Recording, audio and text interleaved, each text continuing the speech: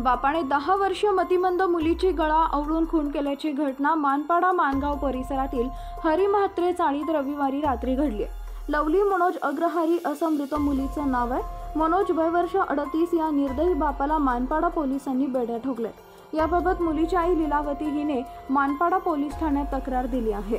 लीलावती या बाहेर घरकाम करतात। त्यांना 4 मुले आहेत। तिचा पती आरोपी मनोज हा एका किराणा स्टोअरमध्ये मालाची डिलिव्हरीचं काम करतो।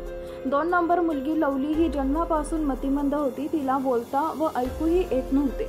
मनोजला दारूचं व्यसन होतं। लवली हिला मारहाण करताना हिचा तर काहीच उपयोग नाही, हिला एकदाचा कायमचं संपवावं लागेल असं नेहमी बोलायचा।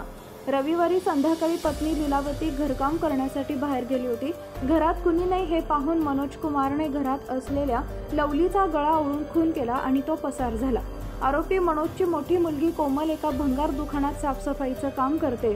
लवलीचा खून केल्यावर घराबाहेर पडलेला मनोज तिच्या कामाच्या ठिकाणी गेला। लवली मर गई है जाकर देखो असं तिला बोलून पसार झाला। आमच्या नवनवीन व्हिडिओसाठी लाईक, शेअर आणि सबस्क्राइब करा।